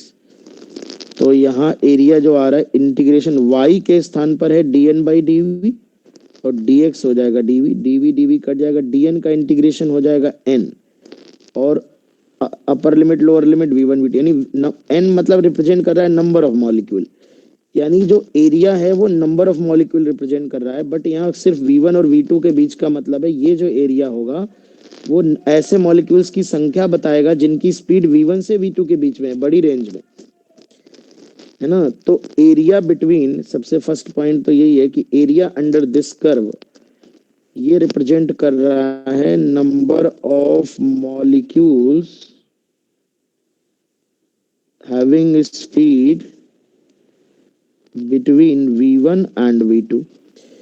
इसका मतलब है कि किन्हीं भी दो पॉइंट्स के बीच का जो ग्राफ का एरिया होगा, ये वाला जो एरिया आप देख रहे हो, ये एरिया मान लीजिए 100 है, इसका मतलब ये होगा कि v1 और v2 के बीच में स्पीड रखने वाले मॉलिक्यूल की संख्या 100 है। मतलब इस ग्राफ का area number of molecules having speed between v1 v2 बता रहा है। तो जो टोटल एरिया होगा ग्राफ का, total area under this graph क्या होगा बेटा, तो टोटल एरिया जो बताएगा वो हमारा n नॉट के बराबर होगा, वो टोटल नंबर ऑफ मॉलिक्यूल्स बताएगा, टोटल नंबर ऑफ मॉलिक्यूल्स बताएगा बेटा, है ना। तो एक तो ये इंपॉर्टेंट कॉन्सेप्ट है कि ये ग्राफ इंपॉर्टेंट है, ग्राफ के बेस पे क्वेश्चन आएंगे। तो एरिया जो है किसी दो पॉइंट्स के बीच का एरिया उन दो स्पीड के बीच में स्पीड रखने वाले v1 v2 के बीच में स्पीड रखने वाले नंबर ऑफ मॉलिक्यूल्स बताता है। टोटल एरिया जो बताता है वो टोटल नंबर ऑफ मॉलिक्यूल बताता है। इस ग्राफ में आप ये भी देख सकते हो, ग्राफ 0 से शुरू होते हुए और ये बहुत दूर तक जाता है। इसका मतलब according to Maxwell there are certain molecules having very low speed and there are few molecules having very high speed also, है ना। तो हम तीसरा पॉइंट कह सकते हैं as per the graph, by the graph we can say that there are always some molecules having very low speed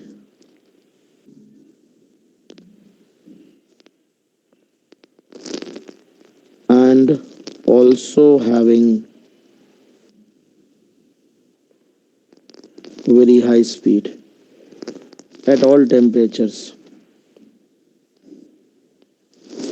किसी भी टेम्परेचर पे कुछ ना, भाई लो स्पीड का मतलब ये भी कुछ ना कुछ एरिया होगा, यहाँ चले जाओगे बहुत दूर तब भी कुछ ना कुछ एरिया मिल जाएगा, है ना। अब जरा इस ग्राफ के बेसिस पे मुझे कुछ क्वेश्चंस के आंसर देना, फोटो देखकर बताना। ये मान लो ग्राफ है, इस तरह से जा रहा है,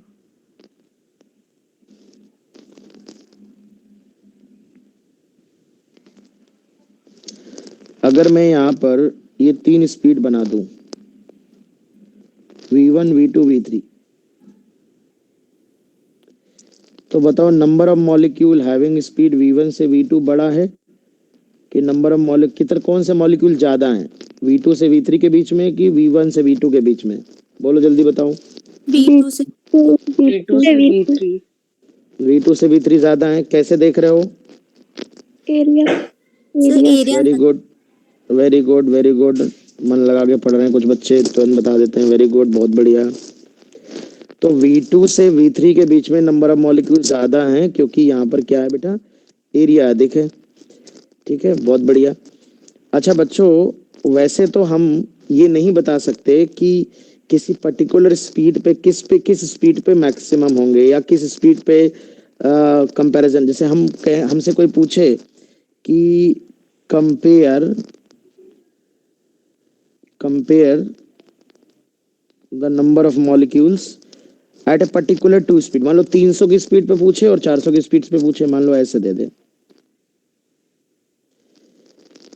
एक मान लो ये दे दे स्पीड u1 और एक ये दे दे स्पीड u2, और हमसे कहे कि कंपेयर करो u1 की स्पीड पे ज्यादा है कि u2 की स्पीड पे ज्यादा है। Exact comparison is not possible. ठीक है, कंपेयर, तो आप ये कहोगे कि एग्जैक्ट कंपैरिजन पॉसिबल नहीं, exact comparison not possible. But फिर भी अगर हमसे कहा जाए कि हमें नहीं कंपेयर करना ही, कोई जिद करे ही, तो हम u1 से u1 प्लस डी u1 ले लेंगे। एक छोटी सी स्ट्रिप ले लेंगे, बहुत पतली सी डी की, जिसकी जो थिकनेस होगी वो डी की थिकनेस होगी। और यहां पर भी एक छोटी सी स्ट्रिप ले लेंगे डी की। तो ऐसे में मोटाई तो दोनों की सेम डी हो जाएगी, तो जिसकी हाइट ज्यादा होगी उसका एरिया ज्यादा होगा। तो अगर कोई हमसे कह रहा है नहीं 300 की स्पीड और 400 की स्पीड में बताओ किसके मॉलिक्यूल ज्यादा हैं, तो आप ये कहोगे सर 300 मैक्सवेल डिस्ट्रीब्यूशन के हिसाब से ये बताया ही नहीं जा सकता कि 300 के मॉलिक्यूल कितने हैं, क्योंकि लाइन का कोई एरिया नहीं होता, लाइन की कोई थिकनेस नहीं होती। जब तक आप मोटाई नहीं लोगे, मोटाई लेने का मतलब है यहाँ पर कि रेंज ऑफ स्पीड ले रहे हो आप, भले ही छोटी सी रेंज हो डी, तो यहाँ थोड़ा सा मैथमेटिकल अप्रोक्सीमेशन कर, आप ये कह दोगे कि सर 300 का मतलब है मैं क्या कर रहा हूँ सर 299 से 300.001 की एक स्ट्रिप ले लेता हूँ, इतनी रेंज ले लेता हूँ बेटा, समझ रहे हो ना। तो सर ये इतना छोटा है रेंज की मैं इसे 300 ही मान ले रहा हूँ पूरा। अरे बुद्धि खुल रही, समझ आ रही बातें? Yes sir. Yes sir. इसी प्रकार से हमने कहा भैया 400 में मैं 399.99 से 400.001 ले लेता हूँ। तो अगर मैं बराबर पतली स्ट्रिप ले रहा हूं तो इस तरह से सर मैं कंपेयर कर सकता हूं, मैं यहाँ देख के फोटो बता सकता हूँ कि N2 बड़ा है। बात समझ रहे हैं ना। तो एक्चुअली ये जो है वो है N1, मतलब U1 प्लस माइनस DU कह सकते हो, U1 से U1 प्लस माइनस DU मान लो, और ये N2 है। यस, मम्मी कहा U2 से U2 प्लस माइनस DU है ना, इसको कंपैरिजन किया बेटा हमने। Exact comparison not possible, right बेटा। इस लिहाज से इस बेसिस पे बताओ जरा ग्राफ में पहचानना कि मोस्ट प्रोबेबल स्पीड की पहचान ग्राफ से करनी है। तो जरा बताओ क्या ग्राफ में देखकर वो पॉइंट पहचान सकते हो जिस स्पीड के मॉलिक्यूल सबसे ज्यादा होंगे बेटा। एक बात बताओ, किसी पर्टिकुलर स्पीड पे कंपैरिजन करना है तो जिस वाली स्ट्रिप की हाइट ज्यादा होगी उसका एरिया ज्यादा होगा, और अगर हाइट ज्यादा है एरिया ज्यादा है तो मॉलिक्यूल ज्यादा होंगे। तो यहाँ पर ये क्या बता सकते हो इनमें कौन सी स्पीड ऐसी है जिसके मॉलिक्यूल्स मैक्सिमम है, बताओ जल्दी से। क्या ये मैक्सिमा वाला पॉइंट नहीं है? Yes sir. Yes sir. मतलब ये वो स्पीड है बेटा जिसके मॉलिक्यूल मैक्सिमम होंगे, जिसका फ्रैक्शन में क्या मैक्सिमम मॉलिक्यूल जिस स्पीड पे होते हैं, मैक्सिमम प्रोबेबिलिटी वाली स्पीड, उसी को तो मोस्ट प्रोबेबल स्पीड बोलते हैं।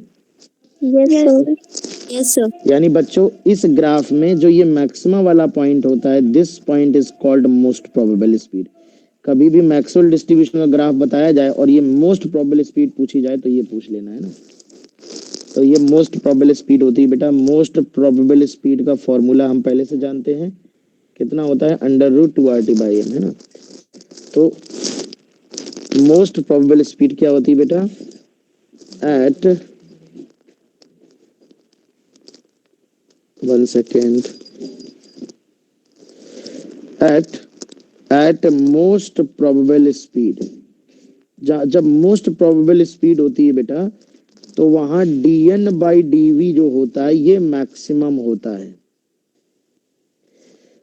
अब सोचो अगर y का मैक्सिमा हो, y अगर मैक्सिमा हो तो बताओ dy/dx 0 होता है कि नहीं, मैक्सिमम मिनिमा की कंडीशन। Yes, sir. तो यहाँ गड़बड़ा मत देना, देखो यहाँ ये चीज मैक्सिमम है, ये y है, तो अगर मुझे मैथमेटिकली निकालना हो तो dn/dv 0 हो जाएगा, मतलब डी डिफरेंशिएशन ऑफ dn/dv जहां 0 होगा।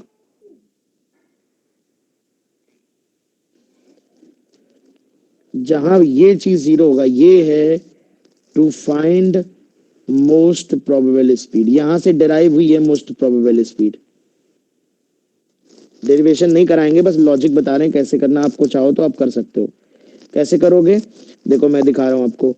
ये आप dn/dv लिखे हो, ये dn/dv लिखे हो, ये जहां मैक्सिमा होगा वहां मोस्ट प्रोबेबल आएगी, तो v के रिस्पेक्ट में इसको डिफरेंशिएट करो, 0 के बराबर कर देना, प्रूविंग आ जाएगी।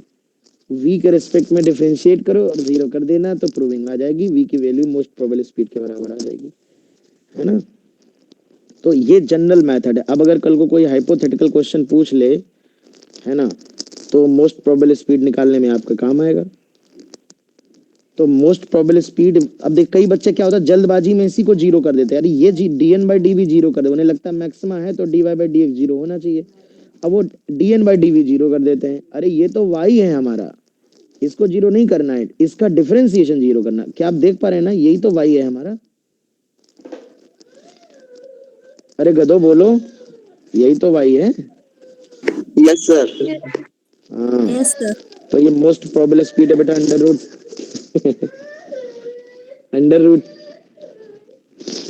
टी के प्रोपोर्शनल। अब देखो बेटा ध्यान से देखो, तो अगर कोई हाइपोथेटिकल क्वेश्चन आता है, हाइपोथेटिकल क्वेश्चन, और मान लो तुमसे कह दे कि हमने घर की गैस बनाई है, घर में एक नई इमेजिनरी गैस का निर्माण किया है, वो मेरा लॉ फॉलो कर रही है ना, और वो कुछ ऐसा लॉ फॉलो कर रही है, lambda times v 6 - v dv, find out most probable speed.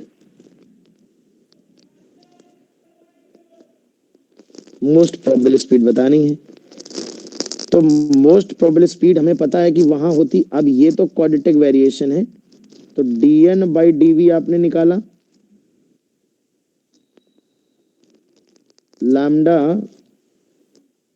v 6 - v, अब आपको पता है ये चीज मैक्सिमम है, तो इसका आपने डिफरेंशिएशन कर लिया dn/dv के का, तो लैम्डा तो बाहर है, 6v × v², तो 6 - v², 2v, इसको 0 कर दिया तो v की वैल्यू 3 मीटर पर सेकेंड आ गई, ये हमारी मोस्ट प्रोबेबल स्पीड आ गई बेटा। इसलिए ये कॉन्सेप्ट क्लियर होना जरूरी है, ये इस तरह का क्वेश्चन अगर बना देगा तो आपको रेक्टिफिकेशन काम नहीं आएगा, क्योंकि ये हाइपोथेटिकल क्वेश्चन है ना, और ये एक हाइपोथेटिकल गैस है, हाइपोथेटिकल गैस कह देगा ये हमने अपने घर पे निर्माण किया साइंटिस्ट ने, और वो मैक्सवेल डिस्ट्रीब्यूशन का लॉ ना फॉलो करके ये लॉ फॉलो कर रही है, बताओ इस गैस की मोस्ट प्रोबेबल स्पीड क्या होगी। अरे समझ पा रहे हो, तो ये इसीलिए मैं बता रहा हूँ ये लॉजिक इंपॉर्टेंट, ये कॉन्सेप्ट इंपॉर्टेंट है। बाकी अगर आपको आइडियल गैस का क्वेश्चन आएगा तब तो वो √2RT/n ही होगा, है ना, उसमें तो कोई दिक्कत वाली बात है ही नहीं। ओके, अरे समझ गए ये concept. Yes, yes sir. Sir. Yes sir. अब जैसे टेम्परेचर का कंपैरिजन करना हो, मान लो 3-4 गैसेस दी जाए,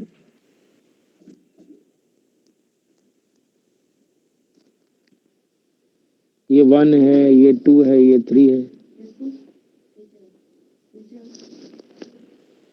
हम तुमसे कहें compare the temperature, compare the temperature,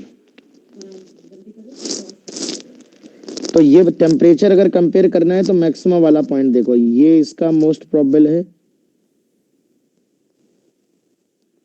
ये इसका मोस्ट प्रोबेबल है, और ये इसका मोस्ट प्रोबेबल है। तो अगर आप देख रहे हो तो आप देख पाओगे कि मोस्ट प्रोबेबल सबसे ज्यादा है 3 का, फिर मोस्ट प्रोबेबल है 1 का, और फिर मोस्ट प्रोबेबल है 2 का। ये वाला मोस्ट प्रोबेबल 1 सबसे छोटा है, ये दूसरा ग्राफ है, इसका मैक्सिमा यहाँ आ रहा है, ये स्पीड है ना यहाँ से यहाँ तक, और ये यहाँ से लेके यहाँ तक ये मोस्ट प्रोबेबल है 3 का। और मोस्ट प्रोबेबल जो होता है सेम गैस है ना, सेम गैस के लिए 3 अलग अलग टेम्परेचर पर ग्राफ ड्रॉ किया है। तो सेम गैस के लिए ये √T के प्रोपोर्शनल होगा बेटा। तो टेम्परेचर T3 बड़ा होगा T1 से, T1 बड़ा होगा T2 से। तो कई बार हमसे टेम्परेचर का कंपैरिजन करवा लेता है। बताओ बेटा, सर आज आ गया फर्स्ट सवाल। में होगा। ऑर्डर रॉन्ग है इसमें। सर फर्स्ट वाला लास्ट में होगा, वेलोसिटी। कहाँ लास्ट में होगा? फर्स्ट ये है ना, बीच में से जा रहा, देखो ये फर्स्ट लिखा है ना इसमें, ये देखो ना, इसका मैक्सिमा यहाँ आ रहा है बेटा, ये है सबसे छोटा। वेलोसिटी ओरिजिन से नाप रहे हैं ना एक्स एक्सिस पे। यस सर, समझ गया। हाँ ये देखो ना, ये है सेकंड वाला है, यहाँ ओरिजिन से लेके यहाँ तक फर्स्ट वाला है, ये पॉइंट फर्स्ट वाले का है। Yes sir. हाँ दूसरा क्वेश्चन देखो, अगर मैं एक क्वेश्चन और दूं, dN/dV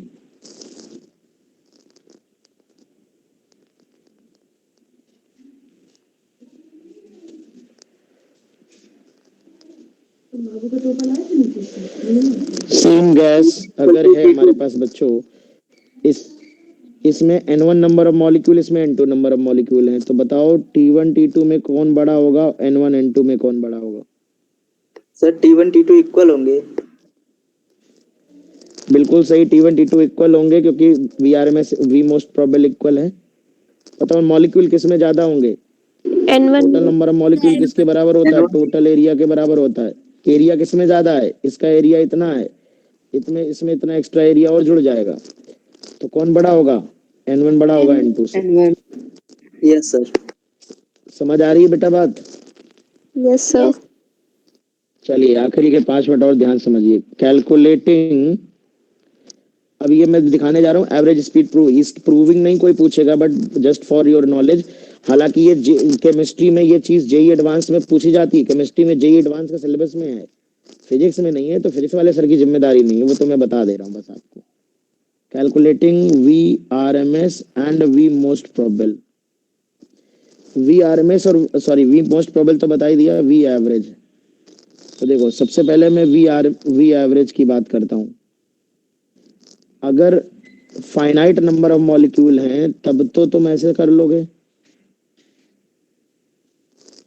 फॉर फाइनाइट मतलब फॉर डिस्क्रीट डिस्ट्रीब्यूशन है ना, मतलब जिसमें तुम्हें पता है कि अलग अलग मॉलिक्यूल की स्पीड कितनी है और नंबर ऑफ मॉलिक्यूल हमें पता है। तो जब सभी मॉलिक्यूल की स्पीड हमें पता होती है तब एवरेज स्पीड इस तरह से निकालते हैं। वेलोसिटी नहीं है, ये स्पीड है, ध्यान रखना। तो इसका कैलकुलेशन हम कर लेंगे, लेकिन मैक्सवेल डिस्ट्रीब्यूशन में आप देखो ये नहीं बताया जा सकता इस ग्राफ में कि कितने मॉलिक्यूल किस स्पीड पे हैं, है ना। तो अलग अलग मॉलिक्यूल की स्पीड हमें नहीं पता है इसमें मैक्सवेल डिस्ट्रीब्यूशन में, या अरबों मॉलिक्यूल हैं, अरबों का मतलब समझो 10⁻23 है, 5 मोल हैं तो 5 × 6.023 × 10⁻23 मॉलिक्यूल्स हैं। तो ऐसे में ये नहीं बताया जा सकता। पर हाँ U से U प्लस DU, V से V प्लस DV स्पीड रखने वाले मॉलिक्यूल कितने हैं? DN है, ये क्लियर है। तो अगर मुझे V प्लस V अगर रखना हो तो कितने टर्म आएंगे? DN टर्म्स आएंगे, क्योंकि DV बहुत छोटा है तो ऑलमोस्ट सबको V मान ले रहे हैं। तो कितने मॉलिक्यूल, संख्या कितनी है? जैसे आप सोचो V प्लस V 3 बार लिखोगे 3V आ जाएगा, ऐसे V plus V DN molecule ऐसे हैं जिनकी स्पीड V से V प्लस DV है, जिसे हम V माने ले रहे हैं। तो ये सबको जोड़ोगे तो जोड़ने पे आ जाएगा DN into V, ऐसे another DN into V, another DN into V, इसको इंटीग्रेट कर लोगे, divide by total number of molecule N0 यानी इंटीग्रेशन DN। ये हमारा मोस्ट जनरल फॉर्मूला होता है एवरेज वेलोसिटी का। इसी को हम integral DN into V divide by N0 भी कह सकते हैं। अब अगर आप देखो इसको इंटीग्रेट करना हो तो आपको ये फॉर एक्सप्रेशन रखना पड़ेगा डीएन की जगह, ये एक्सप्रेशन रखना पड़ेगा, यहीं से प्रूव हुआ एवरेज स्पीड, ये पूरा का पूरा एक्सप्रेशन ये डीएन उठा के रखना पड़ेगा और ग्राफ 0 से इन्फिनिटी प्रूव करना पड़ेगा।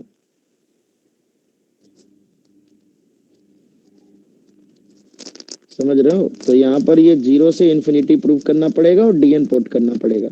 तो यहीं से मैं प्रूव नहीं कर रहा हूँ क्योंकि इसके लिए नहीं बता रहा हूँ, अगर ये हाइपोथेटिकल क्वेश्चन आएगा तब प्रूविंग पे जाना। तो √RT/πm इसका फॉर्मूला आ जाएगा।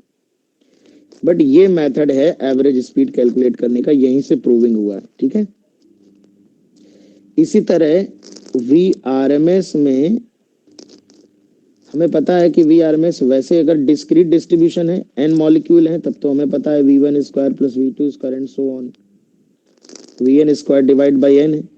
बट अगर लार्ज नंबर ऑफ मॉलिक्यूल हैं तो VRMS आएगा अंडर रूट के अंदर। देखो डीएन ऐसे मॉलिक्यूल है जिनकी स्पीड v है, तो v स्क्वायर, जैसे ये V1 V2 V3 है, ऐसे डीएन टाइम्स लिखेंगे v स्क्वायर, फिर सबको इंटीग्रेट कर लेंगे तो सारे हो जाएंगे, डिवाइड बाय इंटीग्रेशन डीएन या टोटल नंबर ऑफ मॉलिक्यूल अगर आपको पता हो।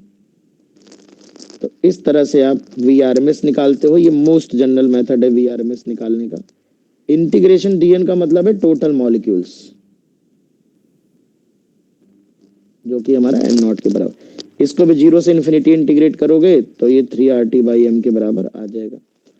अब मान लो कोई हाइपोथेटिकल क्वेश्चन दे दे जिसमें डीएन का एक फंक्शन दे दे तुमको, तो फिर डीएन का फंक्शन आपको वो वाला फंक्शन लिख के इंटीग्रेट करना पड़ेगा, है ना। लेकिन हाइपोथेटिकल क्वेश्चन देने की औकात जी एडवांस वालों की होती है, इसलिए आप टेंशन ना लें। इस तरह के फिजिक्स में तो कोई क्वेश्चन नहीं आने वाला है। ठीक है, और आज तक इस पे बहुत रेयर, बहुत ही कम क्वेश्चन आए हैं, जो भी आए हैं वो फॉर्मूला बेस्ड आए हैं। VRMS, V most probable, V average, but हमने आपको ज्ञान के आधार पर नॉलेज गेन करने के लिए आपको चीज बता दी। ठीक है, तो ये चैप्टर हम लोगों ने काइनेटिक थ्योरी ऑफ गैसेस हम लोगों ने कंप्लीट कर दिया है। नेक्स्ट क्लास में हम फर्स्ट लॉ ऑफ थर्मोडायनेमिक्स और थर्मोडायनेमिक प्रोसेस की तरफ पढ़ेंगे।